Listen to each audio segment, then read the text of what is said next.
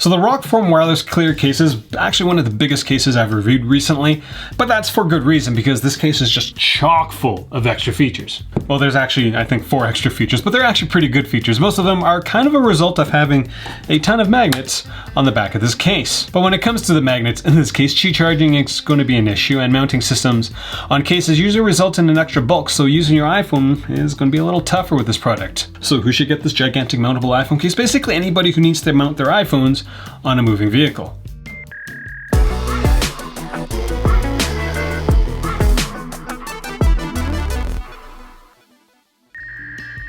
At MobileReviewsEh, Monty and I base all our reviews on actual usage. We get a case, we use the case, we review the case, make a video. Other channels go get a case, make a video. We don't do that. Now, I've technically never reviewed a Rokform product. This is going to be actually a first for me. I'm a Rokform review virgin, but it's not the first Rokform product I've owned. This is the first Rokform product I've owned. I bought this case for the iPhone 6 Plus, and I remember paying triple digits for this thing, getting it, and realizing that, you know, stuff on this case was taped together. Like there was a carbon fiber inset on a couple pieces. It was so mind-numbing that this product existed, which is why I hadn't reviewed anything for Rokform from, well, this till now. The Rokform wireless case is a beast of a case. It will add 6mm to both the thickness and width of your iPhone, and it weighs at a whopping 88 grams. You're basically adding an extra 25% to your device with this product. Remember the Tech 21 Remix in Motion? That was only 30 grams. This is almost 3 times the weight of that product. The edges of the case do taper in towards the middle, which alleviates part of the case mass, but despite all this bulk and mass, this case is marketed as being thin and light, and it won't weigh you down? Really? 90 grams almost. The overall build quality and design of this product is top notch. The corners are primarily TPU, the back is polycarbonate. There's a microfiber back at the bottom of the case, and the iPhone sits cradled in some more TPU, I think. The only thing that kind of caught my mind that I didn't really like was a very noticeable seam right here. But that's it. The iPhone fits well in this case. In fact, taking your iPhone in and out of this case is quite difficult, but that's a good thing because considering, you know, you're going to be mounting it on places you don't want your iPhone to come popping out.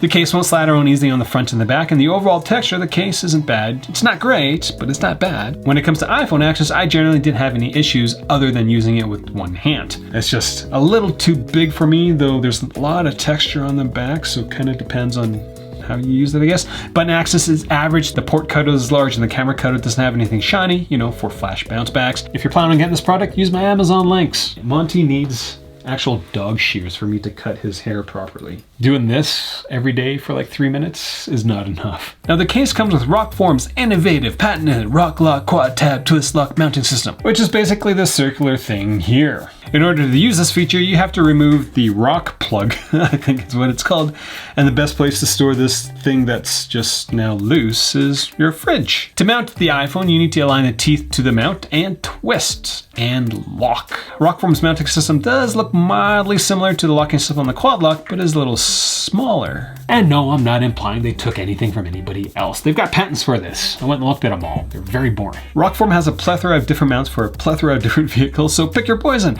I will note that with the car mount, it doesn't have a sticky, so you can't mount it on your dash, it has to go on the windshield, which seems silly to me, but I do like it on the windshield. Now, if you wanted to use the normal vent mount, you have to go back to the fridge, get rid of your kid's drawing, and snap the plug back in. You can't use both mounts simultaneously. You have to take this thing out in order for you to use this one, and you have to take that out in order for you to use this one. I will note that the magnets that they use are incredibly strong. A quick compass test shows that the magnets don't interfere with that compass, but I'm always a little wary when it comes to magnets because I know that the OIS and the cameras rely on a little bit on magnets, and these magnets are so strong that like usually the magnets don't get attracted through the iPhone, but like this thing is like the magnet right here is pulling on the magnet out here. That's going through the entire iPhone, and that's, I can't say it's bad, but it just, Apple doesn't like having magnets in their accessories. It's in the accessory guideline as you know, try not to do. But Rokform's been producing these products since 2011, so if there was a really big problem with them, they probably wouldn't be here 9 years after the fact.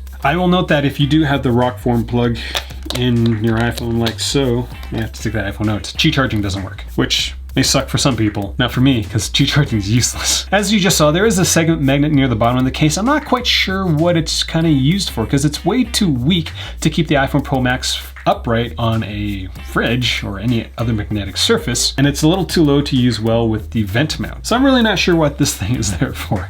The final extra feature for this product, apart from the 3 different mounting systems and the 2 different magnets, is you're gonna attach a lanyard to it, if you have a lanyard. Now, when it comes to protection, this case doesn't say on the box that it's rated to mil standard 810G, but it does on the website. Honestly, this case can take a beating. Corners are a little loose for my liking, might come off a little bit, but if you were to drop it any other way, your iPhone's gonna be well protected.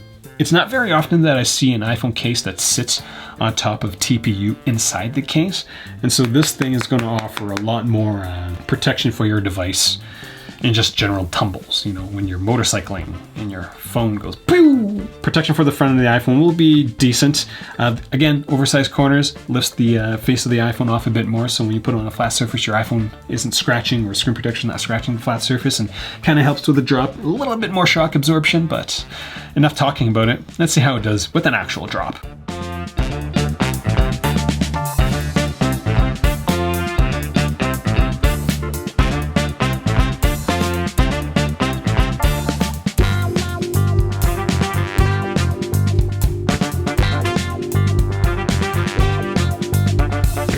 So keen to iPhone cases.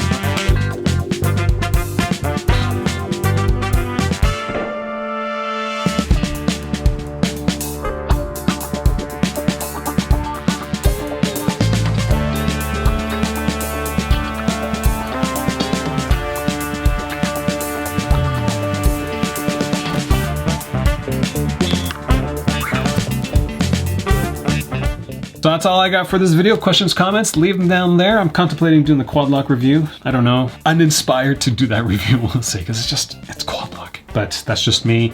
Questions, comments, I think I already said that down there. First time watching one of my videos, quickly subscribe. This is part of the isolation video series, which I'm gonna slowly stop calling it the isolation video series because I think everyone's starting to come out of isolation. I'm just doing a lot of daily reviews. Boom.